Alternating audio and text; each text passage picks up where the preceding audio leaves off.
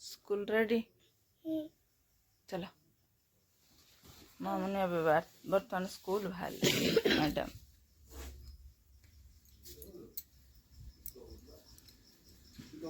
Hi friends good morning. तो friends आपण माने केमती अछंती मो भी भलरे अच्छी माँ भी सुस्थ हो गलानी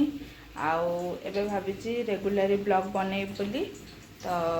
स्कूल भी खोली गलानी पिला मानकर समस्त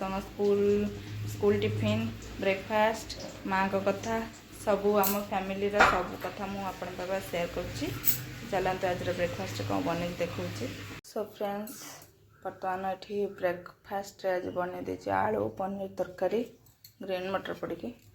ता सहित रुटी होती परोटा पो टिफिन नब छुआ स्कूल तो खोलीगला छुआ टिफिन हो टिफिन बन देचु चलते खाए। तो सो फ्रेंड्स बर्तमान माँ को भाई माने मामू ससुर आसपाई चा बिस्कुट बना खाली कहूँ बापा को तू कोड़ी गछ काटिक दौनु तू आगे भल बर्तर कथा चिंता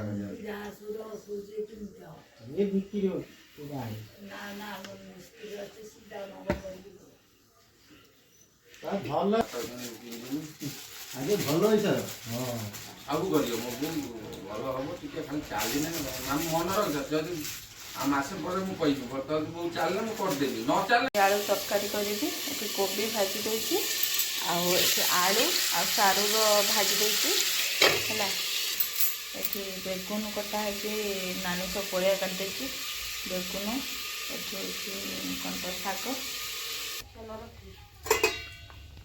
ये टुआ टुईकर खेल चलती भाई भौणी कहानी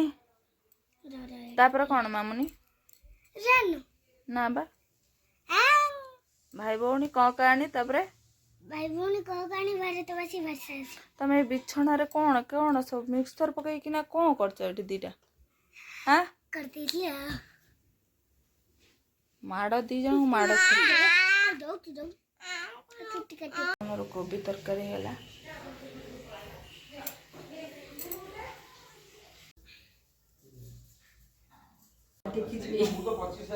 कपड़ा धोचंदी मामी मैडम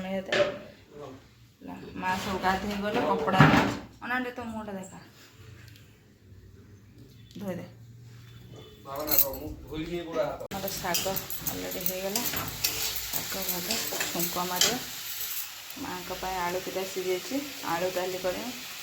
तो ये मोर शाग भजा हो गला आलू डाली भी हो गला एबे बापा को खाया देवी तापर माँ खाइबे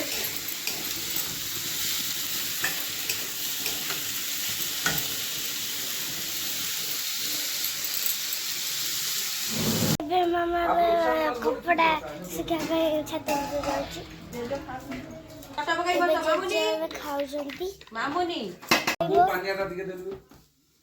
भात आलू डाली काकुड़ी बेगुन भजा शाग भजा कोबी आलू